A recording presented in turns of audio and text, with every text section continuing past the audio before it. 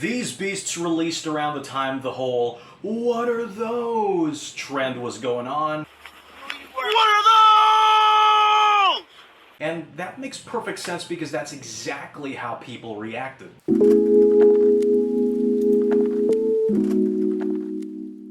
What's going on, everybody? My name is Zach. You can call me Zachaboo, and I'm here for you and any sneakers that you may be curious about. The only catch is they shouldn't cost you an arm and a leg. Today's a little bit special though, and it's because after years and years of searching, I finally got them. These, my friends, are the Air Jordan 28. Yes, I know they're not for everyone, but I always wanted a pair, and back in 2013, I didn't exactly have the budget for these guys at retail, because even back then, they were about, what, $250 when they released? But yeah, even up to now, these guys are super rare, and that goes for both versions, being this one with a shroud and the SE version, which didn't exactly have this layer. So even if you do find a pair, it's probably gonna cost you a pretty penny, which is why I really like places such as eBay, or locally speaking, it would be something like Carousel or Facebook Marketplace, because every now and then you might just chance upon a seller who just wants to get rid of something for way below retail value. And as the saying goes, one man's trash is another man's treasure. And yeah, these aren't trash. In fact, they were probably only used like 3 times max. Just a little bit of aging to them. But yeah, a lot of sellers nowadays are getting out of the shoe game because they need funds, or at least that seems to be the most common reason that they put in the product description, or listing rather. But let me take you down memory lane and also explain why I really love these things. In 2013, with the introduction of the Air Jordan 28, came a sea of change for the Air Jordan line. Matter of fact, they went through a number of years without counting the signature line and instead opted for the Air Jordan 2009, 2010, 2011, and 2012 to name a few. And then, these guys came into play, and as soon as images leaked, the whole internet was shocked. Performance footwear had never seen anything like this before, and even though there were sneakers before like the Nike Zoom Flight Club or the Glove, there was never any outlandish looking shoe with a shroud this high. One can say that the design was futuristic, and even more surprising is that it all came in a lightweight package,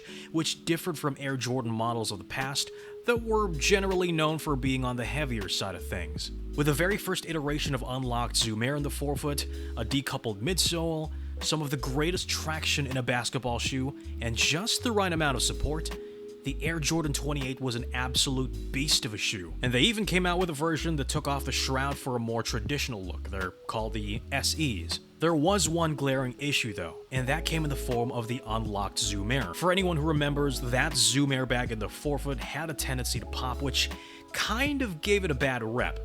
And yet, I love these things. I mean, I'm not exactly 6'3" and 200 pounds, so I probably won't break my sneakers as fast as, say, someone like Russell Westbrook, who was the new face of Jordan Brand at the time when the 28s came out. Like me, Russ loved the 28 so much that before his own signature line with the Jordan Brand, he would bring out the 28s every now and then. To this day, you can see how much he loved that shoe, because for the most part, his signature line, the Why Not series, have always featured a decoupled midsole, except of course for the Why Not 0.1s, but that wasn't exactly meant to be his. They just slap his name and his logo on it, and that's why a lot of people consider the Why Not 0.2s to be his real first signature shoe. Rare shoes like this, as mentioned, can be found on eBay, Carousel, or Facebook Marketplace even. The last one being where I got these guys from. And yes, there are a lot of products out there that are fake or OEM in circulation. So it really helps if you crowdsource and do your own research to have any pair of shoes legit checked. But again, these weren't particularly popular, so chances are you're gonna stumble a real pair if you're ever lucky enough to find one. But just the same, please make sure to have it checked as well. But hey, If you liked this video, if you found this type of content entertaining and even informative when it comes to dealing with online sellers, or even if it's just because you like the history of sneakers like this, then please hit that thumbs up button, subscribe to the channel if you haven't already, turn on post notifications and share my other videos with your friends, because the more subscribers we have, the more giveaways we're also going to have. Right now it's the race to 250 subscribers, and I'll be giving away 2 pairs of sneakers once we hit that mark. That's right. 2 winners, 2 sneakers once we hit 250 subscribers, and another one at 500 subscribers, and so on and so forth. Mechanics to that giveaway though will be in the link down below in the description box, and you'll be able to find my socials on there as well. My name is Zach, you can call me Zachaboo. Thank you so much for watching, and I will see you next time.